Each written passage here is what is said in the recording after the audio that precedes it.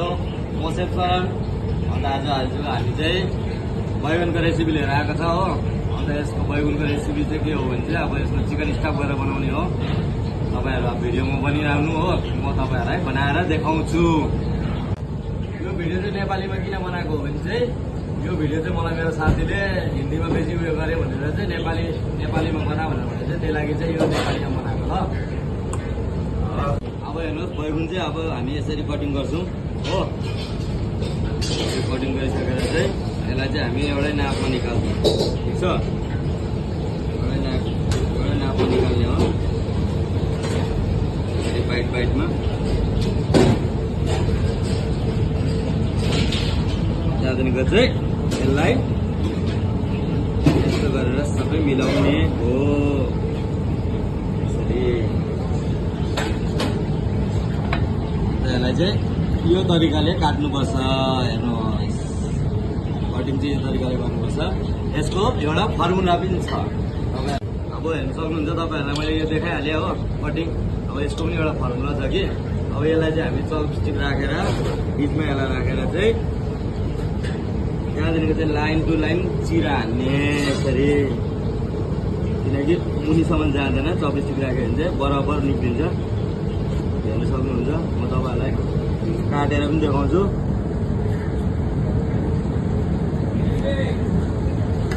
हेर्नु सक्नुहुन्छ। त्यसलाई चाहिँ आइस वाटरमा डुबाइदिने हो। हेर्नु सक्नुहुन्छ। यस्तो दामी भएको छ। हामीले झिङ्गे माछा लिइसकेको छु, प्रन्स।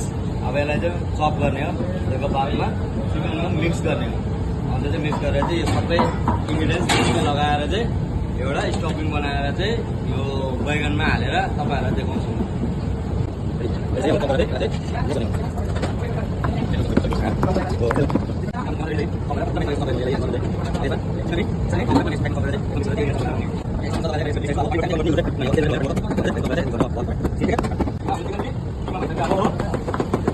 चिकनलाई पनि मिक्स गरेर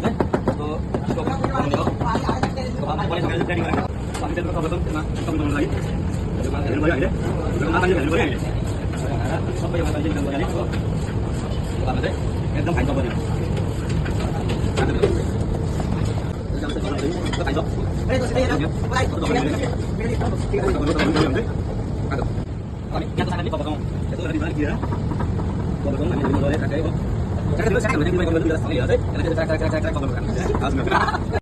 जिरे खोर्सानीको फाइबर चिल्लीको जिरे खोर्सानी बोल्दा हामीलाई बोल्छ, ठिक है। अब यो जिरे खोर्सानीलाई चाहिँ यसरी हल्का चालले चप दिनु पर्यो। सेम अघि गरेको जस्तो चेराक पार्ने हो।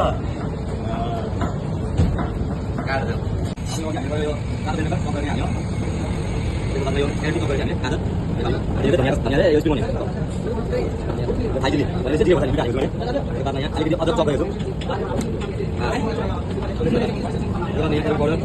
सल्ट यो हो cooking wine, rice sauce, waiter powder, अन्त हल्का वेटर सस बास। त्यसलाई मजाले मेस मिक्स गरेर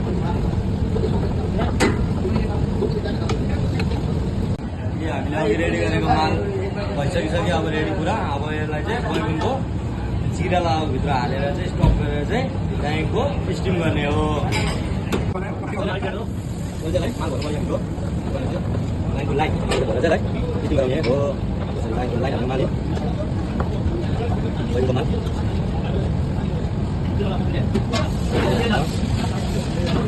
बादमा स्टिम गरिसकेर चाहिँ देखाउनु तपाईँलाई ल। यो चाहिँ अब हाम्रो रेडी भइसक्यो हो। अन्त यसलाई चाहिँ अब हामी स्टिम। यो चाहिँ हाम्रो मालबानी एकदम स्टिम भएर चाहिँ रेडी भइसकेको छ। अब यसलाई चाहिँ हामी गर्ने प्लेटिङ, ठिक छ।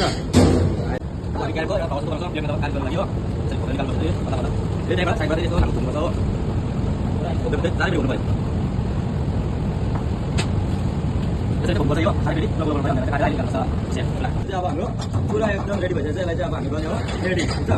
यसलाई यस्तो राख्ने हो। यस्तो राखेपछि चाहिँ एउटा क्यारेटलाई यहाँ लगाउने हो। यसरी फेरि अर्कोलाई यस्तो गरेर ट्याक्क यहाँ लगाउने हो। यसरी प्लेस पुगेन फेरि त्यसको बादमा यसलाई यसरी ठ्याक्कै फेरि त्यसलाई यसरी ठ्याक्कै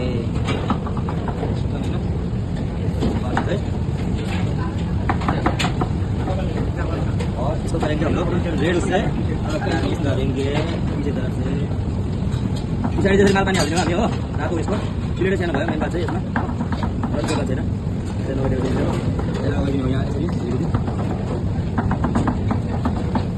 लगाइदिन्छु रेडी भइसक्यो हो अब यसमा चाहिँ अलिकति सस बनाएर हाल्छु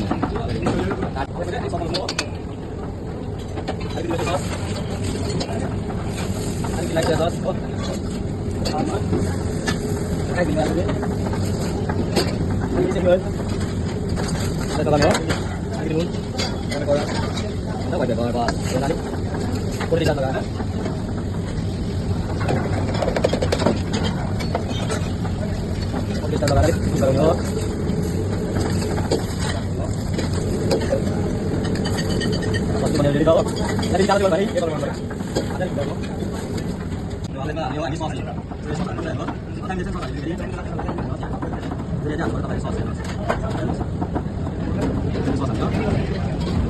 अब हामी एक एकवटा गरेर यसरी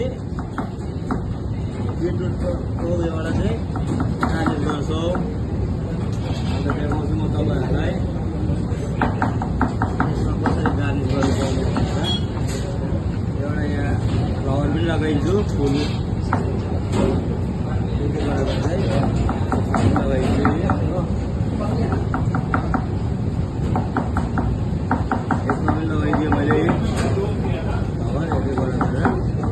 अलिकति काटेर दुइटामा अलिक गार्निस गर्ने हामी तलमा रेड बेल पेपर र क्यारेटले हेर्नु सक्नुहुन्छ तपाईँहरू अहिले आफ्नो फोटो पनि देखाउँछु तपाईँहरूलाई कस्तो देख्दो रहेछ प्लेटिङ होइन तपाईँहरू हेर्नु सक्नुहुन्छ तपाईँहरूलाई कस्तो लाग्छ कमेन्टमा चाहिँ बताउनुहोस् ल तपाईँहरू अझै तपाईँहरूलाई यस्तै नयाँ रेसिपीहरू चाहिन्छ भने चाहिँ नयाँ नयाँ भिडियोमा यसरी तपाईँहरूको अगाडि लिएर आउनेछु यहाँ हेर्नु सक्नुहुन्छ यहाँ अनि रेडी अन्त तपाईँहरूलाई मेरो रेसिपी कस्तो लाग्यो होइन अगर राम्रो लाग्यो भने मलाई लाइक गर्नु फलो गर्नु सेयर गर्नु सब्सक्राइब गर्नु ठिक छ फेरि यस्तै रेसिपीहरू नयाँ नयाँ लिएर आउनेछु म तपाईँहरूको अगाडि